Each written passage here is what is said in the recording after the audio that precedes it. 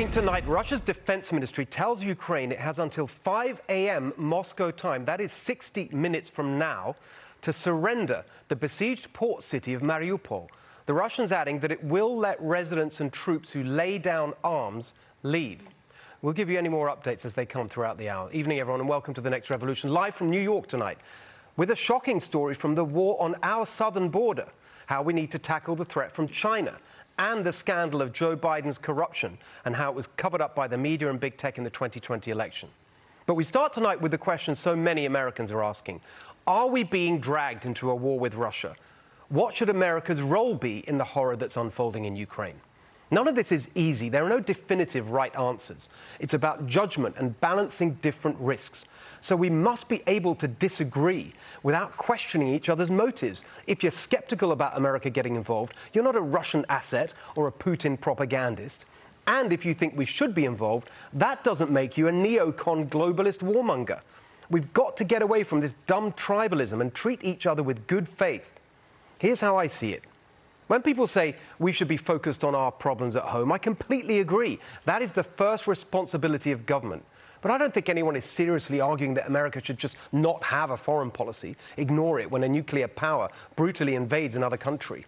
The question is, what response is in our interests? People say our leaders shouldn't send other people's kids to die in wars where American interests aren't clear. I couldn't agree more. And it was a recent example of that which makes so many Americans suspicious of what's going on now. America's leaders did send other people's kids to die in a war where America's interests weren't clear. They invaded Iraq, manufactured the justification, lied about the threat to America, corruptly enriched themselves on the back of it all.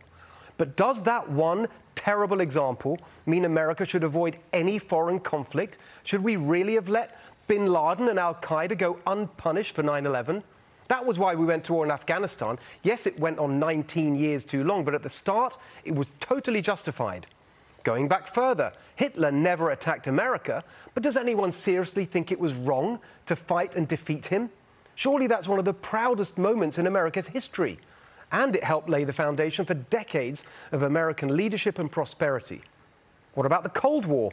Was it wrong for Reagan to fight the evil empire, as he called it? It wasn't just his military build-up at home. Reagan took the fight to the Soviets. He armed the Afghan resistance, so the Russian army was stuck in a quagmire for a decade.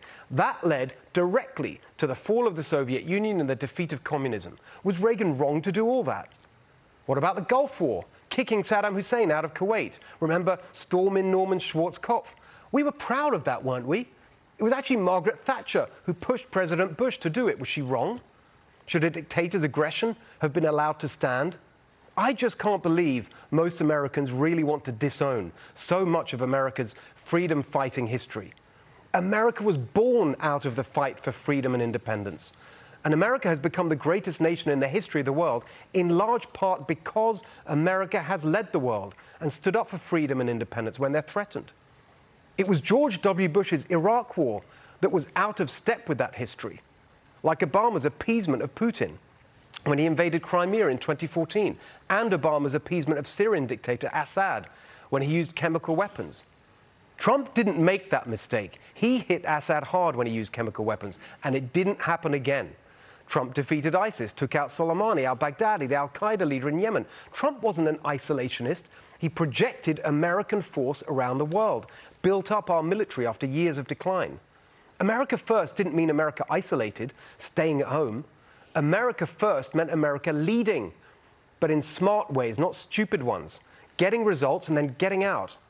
That is totally different from the neocon ideology, the delusional, messianic attempt to remake the world according to some master plan written in a Washington, D.C. think tank. That's not what we're talking about now with Ukraine and Russia. This is about confronting aggression. We know how important that is right here at home. We can see what happens when we don't confront crime. We get more crime. If we react to Putin like some Soros-backed DA, seeing it from the criminal's point of view, going easy on them in the hope they'll just quietly go away, it is hopeless. It just incentivizes more violence. And some people might say, well, maybe that's true. If we stay out of this war, encourage a peace deal where Putin gets what he wants, maybe that will incentivize Putin to invade some other country or some other dictator to do the same. But as long as they're not invading America, why should we care? We should care because at that point what you're looking at is a completely lawless world where rogue regimes do whatever they want, especially if they have nuclear weapons, which obviously more countries will try and get, so they can join in the nuclear blackmail. That's bad for America, just as a lawless city is bad for the people who live there. One of the reasons America is the world's leading nation is because America leads. We have the world's highest living standards because we've shaped the rules the world lives by. If we let all of that break down, if we just hand it over to authoritarian dictatorships like Russia and China, we'll end up poorer as well as less secure. No sane person wants war, but unlike the Iraq War, we didn't start this one. Putin did. He started it because he sensed American weakness after Trump left office. Biden lifting sanctions on the Nord Stream pipeline, killing the Keystone pipeline, cutting defense spending, the surrender to the Taliban, all that on top of the weakness Putin saw from Biden and Obama the last time he invaded Ukraine in 2014. Instead of Trump's peace through strength, we got war through weakness. But now we're here. Surely we need to make sure America wins.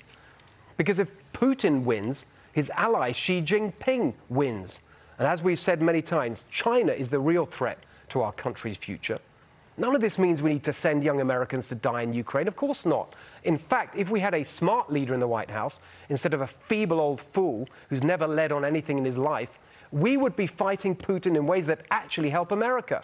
Most obviously, of course, by unleashing our energy industry. So that's what we're arguing for here.